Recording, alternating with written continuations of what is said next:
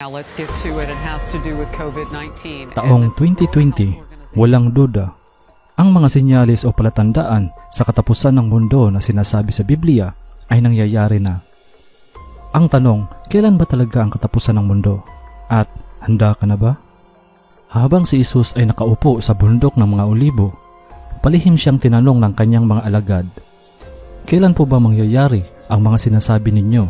Ano po ang magiging palatandaan na inyong muling pagparito at ng katapusan ng mundo? Ang video na ito ay tungkol sa mga senyales sa nalalapit na katapusan ng mundo. Bago tayo magsimula, huwag kalimutang i-like ang video na ito at kung hindi ka pa subscriber, ay mag-subscribe ka na at pindutin ang notification button para maging updated ka kung may bago tayong videos.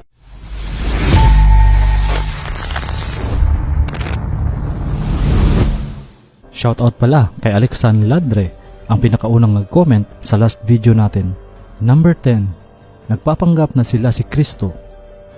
Ayon sa Biblia sa Matthew 24 verse 5, maraming paparito sa pangalan ko at magpapanggap na sila ang Kristo at marami silang maililigaw. At ito ay totoo. Maraming mga videos o articles na nagpapakita na may mga tao talaga na nagsasabing sila ay si Kristo.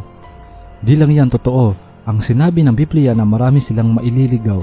Marami ding sumusunod sa kanila, kagaya ni Jesus ay tinatawag din silang mga disipulo. Babala ni Jesus ay huwag maniwala sa mga nagpapanggap na mga taong ito, dahil narito sila para dayain ang sangkatauhan para malayo sa katotohanan. Sa Matthew 24 verse 23 to 24, kung may magsasabi sa inyo, narito ang Kristo o naroon siya, huwag kayong maniniwala, sapagkat may lilitaw na mga huwad na Kristo at mga huwad na propeta. Magpapakita sila ng mga kamangha-manghang himala, mga kababalaghan upang iligaw maging ang mga hinirang ng Diyos. May mga tao na madali kaagad maniwala, lalo na kung may nakikita silang kamangha-manghang himala o kababalaghan. Kaya hindi na bago na kung may magpapakilalang siya ay si Kristo, marami ang susunod sa kanila. Kahit sa ang sulok ng mundo, may lilitaw na magsasabing sila ay si Jesucristo. Hindi na tayo lalayo. Kahit dito sa Pilipinas ay may nagsasabing, I am the one. You will go through me before you can see the Father. ito ay isang sinyalis na malapit nang matapos ang mundo. Paano para hindi madaya ng magpapanggap na Kristo?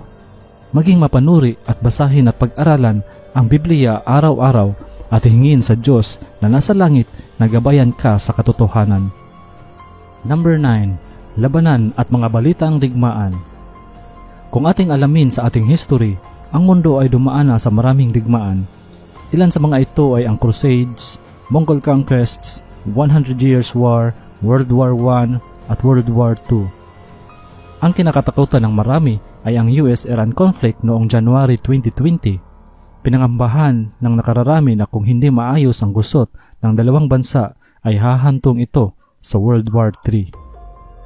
Ayon sa Biblia sa Matthew 24 verse 6, makakarinig kayo ng mga labanan at makakabalita kayo ng digmaan sa iba't ibang dako.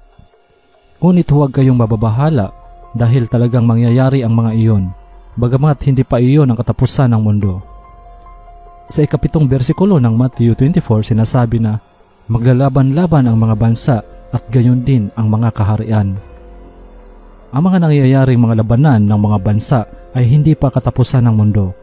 Pero kinakatakutan itong mangyari dahil sa digmaan, maraming buhay at kabuhayan ang natapos. Number 8. Taggutom. Ang taggutom ay isang malawak na kakulangan ng pagkain sanhi ng maraming mga kadahilanan kabilang ang digmaan, inflation, nasirang pananim, paglobo ng populasyon o mga patakaran ng gobyerno. Maliban sa malnutrisyon na naidudulot ng taggutom, ito rin ay sanhi ng pagkamatay ng maraming tao. Ayon sa World Health Organization sa kanilang report noong 2019, tinatayang mahigit 2 bilyong katao, karamihan sa mga bansang low at middle income o third world countries, ay walang regular na mapagkukunan ng ligtas, masustansya at sapat na pagkain. Kahit ang Pilipinas ay nakaranas na rin ng taggutom. Karaniwan nating naisip ay ang El Nino o tagtuyot, pero sanhi din ng taggutom o kakulangan sa pagkain ang mga natural disasters na tumama sa ating bansa tulad ng bagyo, pagbaha, pagputok ng bulkan at mga lindol. Number 7. Mga lindol. Laman ng mga balita sa iba't ibang panig ng mundo ang mga pagyanig na sumira ng mga ari-arian at kumitil ng maraming buhay. Ayon sa isang statistics, sa loob ng 2 dekada, ang mundo ay nakararanas ng average na 2,000 na pagyanig kada taon na may magnitude 5 pataas. Hindi pa kasama dito ang mga pagyanig na magnitude 4.9 pababa. Ito naman ang datos mula 1900 hanggang 2017 ng mga lindol sa buong mundo. At ang Pilipinas na nasa Pacific Ring of Fire ay hindi rin ligtas sa mga pagyanig. Noong mga katapusang buwan ng 2019, niyanig ng sunod-sunod na lindol ang Mindanao. Hindi lang lindol ang may dulot na pinsala, kundi ang peligro din na pwede itong maging sanhi ng tsunami o tidal waves. Ang lindol ang isa sa kinakakatakutan na sinyalis ng katapusan ng mundo pagkat binabago nito ang katayuan ng mga anyong lupa. Ito rin ang trahedya na hindi nahuhulaan kung kailan darating at pag ang lindol ay nangyari, ni kahit sino ay walang magawa kundi ang humingi ng tulong sa Diyos para mailigtas. Number 6. Ang mga Kristiyano ay kamumuhian at pinapatay. Matthew 24 verse 9. Sa panahong iyon, kamumuhian kayo dahil sa pagsunod ninyo sa akin. Dadakpin kayo upang parusahan at patayin. Ito ay nangyari na noong unang siglo at ipinapapatay ang mga Kristiyano dahil sa kanilang pananampalataya kay Jesucristo. Ito rin ay naulit sa panahon ng Dark Ages.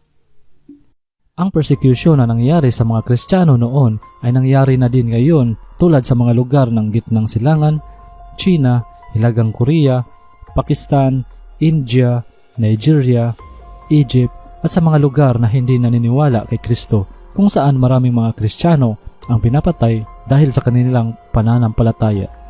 Ito ay sinyalis ng katapusan pagkat ang mga tao ay nabubuhay na lamang para sa kanyang sarili at wala nang pagpapahalaga sa kanyang relasyon sa Diyos. Number 5. Maraming Kristiyano ang tatalikod sa kanilang pananampalataya. Sinasabi sa Matthew 24 verse 10, marami ang tatalikod sa kanilang pananampalataya, kapupuutan at ipapahuli nila ang kapwa nila mananampalataya. Ito ang panahon na maraming mga Kristiyano ang magbabackslide o tatalikod sa kanilang pananampalataya. Hindi na sila ang dating mainitin na nagsasamba at naglilingkod sa Diyos. Ang masama pa nito, sila ay nagdudulot ng kaguluhan sa loob ng simbahan para ang iba ay tatalikod na rin sa kanilang pananampalataya kay Jesucristo. Isa sa mga dahilan kung bakit nangyayari ito ay naisulat sa 2 Timoteo 4 verses 3-4 na nagsasabing, sapagkat darating ang panahon na ayaw nang makinig ng mga tao sa tamang aral. Sa halip, hahanap sila ng mga gurong magtuturo lamang ng gusto nilang marinig para masunod nila ang kanilang layaw. Hindi na nila pakikinggan ang katotohanan at babaling sila sa mga aral na gawa-gawa lang ng tao. Ayaw na ng mga tao ang Biblia dahil na-o-offend sila pag nabanggit ang kanilang mga kasalanan at hinahanap na lang nila ang mga turo na gawa-gawa ng tao na maganda pakinggan kahit na wala naman sa Biblia. Number 4. Mga huwad na propeta at maling turo. Sa Matthew 24 verse 11, lilitaw ang maraming huwad na propeta at marami ang maililigaw nila. Marami na tayong nakikita sa TV o internet ng mga false prophets na nagtuturo ng mga false teachings na taliwas sa nakasulat sa Biblia. Ito ay isang stratehiya ng kaaway ng Diyos na si Satanas para linlangin ang mga tao para mailayo sila sa katotohanan. Hindi lang ang mga false prophets at false teachings ang naglilitawan, kundi may mga relihiyon na din na hindi itinuturo ang katotohanan na naaayon sa nakasulat sa Biblia. Ang hindi rin alam na nakararami ang mga huwad ng mga propetang ito ay nasa loob ng simbahan, sila ay maihambing sa isang lobo na nasa loob ng isang tupa. Number 3. Lalaganap ang kasamaan. Pagsamba sa mga Diyos-Diyosan, pangangalunya, kasakiman, homosexuality, karahasan, kawalang galang, pagsisinungaling, pagnanakaw, pagkamakasarili. Ilan lamang ito sa mga kasamaan na tinutukoy sa Biblia. Ayon sa Matthew 24 verse 12, lalaganap ang kasamaan at dahil dito, manlalamig ang pag-ibig ng maraming mananampalataya. Hindi lang laganap ang kasamaan, kundi talamak na rin. At ang gumagawa ng kasamaan ay pabata ng pabata na. Malaking impluwensya din sa kasamaang ito ang media. Lahat ay accessible na sa TV at internet at kahit sa mga smartphones na hawak natin. Nakakalungkot ding isipin ang karamihan sa mga kasamaang ito ay karaniwang tinatawag ng karamihan na normal na gawain ng isang tao. Number 2, mga sakit o salot. Dumaan sa mga pagsubok kaugnay ng mga sakit at salot ang sangkatauhan. Black Death sa Europe noong 1340s, cholera pandemic noong 1910, SARS at MERS, at ang pinakalitis na sakit o salot na kinakaharap ng mundo ngayon ay ang coronavirus. Ito ay sinyalis ng katapusan dahil sa kadahilanan na nahihirapan ng mga otoridad na sugpuin ito. Sa halip, ito ay hindi makontrol at lumaganap na sa iba't ibang bansa, kabilang na ang Pilipinas na ngayon ay code red na ang alarma na ibinibigay ng DOH. Nagtutulungan na ang mga bansa at iba't ibang organisasyon para malagpasan ang salot na ito, pero hindi pa rin tiyak kung papaano at kailan ito matatapos. Number 1. Ipapangaral ang magandang balita sa buong mundo. Matthew 24 verse 14. Ipangangaral sa buong mundo ang magandang balita tungkol sa paghahari ng Diyos upang malaman ito ng lahat ng tao at saka darating ang katapusan. Meron pa bang hindi nakakarinig ng magandang balita na dala ni Hesukristo? Posible. At posibleng konti na lang ang hindi pa nakarinig nito. Kung gaano kabilis ang paglaganap ng kasamaan, ganon din kabilis ang paglaganap ng magandang balita. Makikita natin ang mga Kristiyanong ito na nangangaral sa TV, radio, internet at mga babasahin. Ang kaibahan lang ay mas gusto ng karamihan ang mga bagay sa mundo kaysa sa magandang balita na galing sa Diyos. Isang sinyalis na malapit nang bumalik si Jesus ay dahil marami ang nangangaral tungkol sa magandang balita na tayo ay tinubos ni Hesukristo sa ating mga kasalanan at siya ay maghahari sa kanyang pagbabalik. Sabi ni Jesus sa Matthew 24 verse 36, tungkol sa araw o oras ng aking pagbabalik, walang nakakaalam nito, kahit ang mga anghel sa langit o ako mismo na anak ng Diyos. Ang Ama lang ang nakakaalam nito. Walang nakakaalam kung kailan ang katapusan. Kung may mga hula man kung kailan, hindi totoo yan. May mga sinyalis ng katapusan ang binigay sa atin. Ang tanong, handa ka na ba sa katapusan ng mundo at sa pagbabalik ni Hesukristo? Isulat sa comment ang iyong sagot. Kabarangay, kung nagustuhan mo ang video na ito, mag-like na at panoorin ang susunod na mga videos na nasa iyong screen. At kung hindi ka pa subscriber, ay mag-subscribe ka na at pindutin ang notification button para maging updated ka sa mga future videos natin.